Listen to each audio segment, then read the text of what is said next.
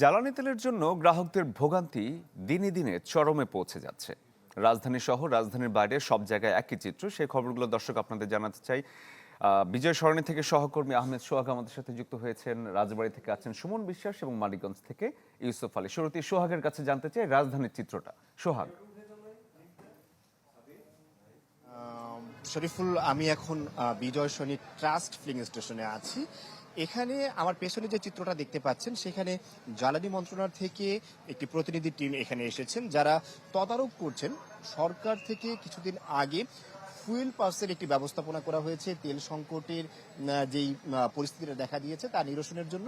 সেই ফুয়েল পাসটা আসলে কার কার আছে এবং সেই ফুয়েল পাস অনুযায়ী সবাইকে তেল দিচ্ছে কিনা সেই বিষয়টা জ্বালানি মন্ত্রণালয় থেকে প্রতিনিধি দল যারা এখানে এসে উপস্থিত হয়েছেন তারা সেটা তদারকি করার চেষ্টা করছেন। সেখানে স্টেশন মাস্টার এবং প্রজেক্ট ডিরেক্টর যিনি আছেন তিনি বিষয়টা দেখাচ্ছেন।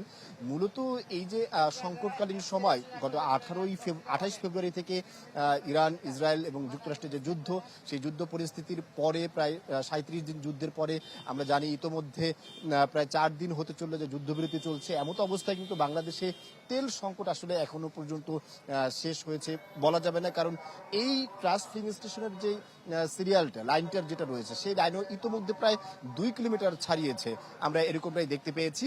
এবং যে সকল গ্রাহকরা রয়েছেন তারা কিন্তু ঘন্টার পর ঘন্টা, বিশেষ করে যারা বাইক আরোহী রয়েছেন, বাইক চালক রয়েছেন, তারা প্রায় 6 থেকে 7 ঘন্টা অপেক্ষা করে তেল পাচ্ছেন। আর যে সকল প্রাইভেট কার বা ব্যক্তিগত গাড়িগুলো রয়েছে সেগুলো অনেককেই দেখেছে প্রায় 8 থেকে 10 ঘন্টা অপেক্ষা করে তারা আসলে তেল পাচ্ছেন। এই হচ্ছে সংকটের ঢাকার অবস্থা। এবং এই চিত্রটা আশেপাশের যে সমস্ত পাম্পগুলো রয়েছে প্রায় সবগুলো পাম্পে একই রকম। সোহাগ, ধন্যবাদ আপনাকে। যেতে চাই রাজবাড়ীতে সুমনের কাছে। সুমন, রাজবাড়ির চিত্র কেমন? RICL TMX, যুগের পর যুগ স্থাপনা থাকে মজবুত। শরীফ, রাজবাড়ির চিত্রও একই অবস্থা ঢাকাতে যেমনটি বলছিলেন আমাদের সহকর্মীরা। কারণ আমি শহরের রাজবাড়ী ফিলিং স্টেশনে রয়েছি। এখানে কিন্তু এই যে তেলের জন্য অপেক্ষায় রয়েছে মোটরসাইকেলের একটা দীর্ঘ সারি। এর পাশাপাশি ডিজেল এই পাম্পে রাত থেকে ফুরিয়ে গেছে। সেই ডিজেলের অপেক্ষায়ও কিন্তু বড় যে যানবাহন রয়েছে, ট্রাক, সেটিও কিন্তু সারিবদ্ধভাবে দাঁড়িয়ে রয়েছে। পাম্প কর্তৃপক্ষ বলছে হয়তো রাতে ডিজেল আসলে তারা এই বড় যানবাহনগুলোকে ডিজেল সরবরাহ করবে, কিন্তু সেই অপেক্ষায় এখনো কিন্তু আমরা দেখছি যে এই ট্রাকগুলো, পণ্য বোঝাই ট্রাক, একেবারে লাইনে দাঁড়িয়ে রয়েছে। ফলে এই যে সংকটটা দিনে দিনে কিন্তু ভোগাচ্ছে। বিশেষ করে আমরা যেটি দেখছি এই চৈত্রের খরতাপে রোদের মধ্যে বিশেষ করে এই যে মোটর সাইকেল যাদের রয়েছে তারা কিন্তু এভাবেই লাইন দিয়ে তেল নিচ্ছে। আরেকটি বিষয়, রাজবাড়ীতে যে 10টি তেলের পাম্প রয়েছে, এই 10টি পাম্পেরই কিন্তু তেল পাম্পের একই চিত্র।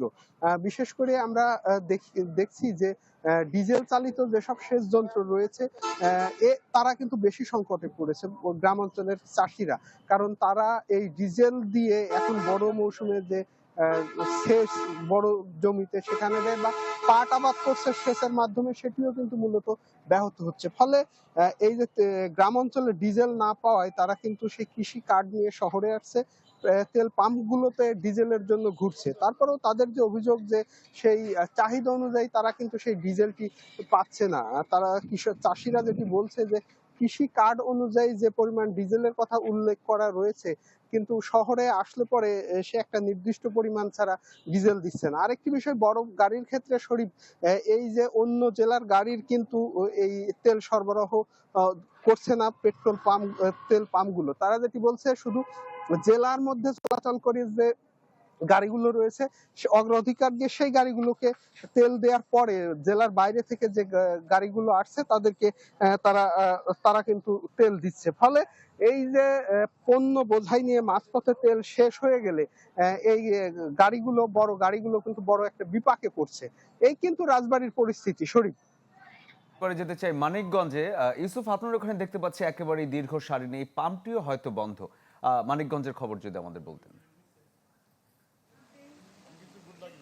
শরীফ, আপনি ঠিকই বলছেন। আমি এই মুহূর্তে মানিকগঞ্জ ঢাকার এসে মহাসড়কে যে বাস স্ট্যান্ডে গুড লাক্স ফিলিং স্টেশন রয়েছে সেখানে রয়েছে। আসলে মানিকগঞ্জে মোট 15টি ফিলিং স্টেশন রয়েছে। সবগুলোতে সারা দেশের ন্যায় এই 15টি তো কিন্তু তেল সংকট রয়েছে। আর এই ঢাকার এসে মহাসড়কে 5টি ফিলিং স্টেশন রয়েছে। এই মুহূর্তে আজকে এই 5টি ফিলিং স্টেশনে কোনোটিতে কোনো তেল পাচ্ছে না। এই যে গুড লাক পাম্পে এটি গতকাল বিকেল থেকে তারা তেল দিয়েছে এবং আজকে সকাল পর্যন্ত এই মুহূর্তে কোনো পাম্পে তেল না দেওয়ার কারণে কিন্তু বেশ ভোগান্তিতে রয়েছে যে তেল ক্রেতা, বিশেষ করে মোটরসাইকেল যে চালক রয়েছে তারা কিন্তু এখানে আসছেন এবং তেল পাচ্ছে না। ব্যক্তিগত গাড়ি, প্রাইভেট কার, মাইক্রোবাস সেগুলো কিন্তু তারা তেল পাচ্ছে না। এই তেল না দেওয়ার কারণে মূলত এই পাম্পে যে একটু ফাঁকা রয়েছে। আমি যদি এখানে যে কিছু মোটরসাইকেল জড়ো হয়েছে তেল দেওয়ার জন্য তাদের সাথে একটু কথা বলি যে আপনাদের আসলে যে তেলের কি সমস্যায় রয়েছে, তেল পাচ্ছেন কিনা?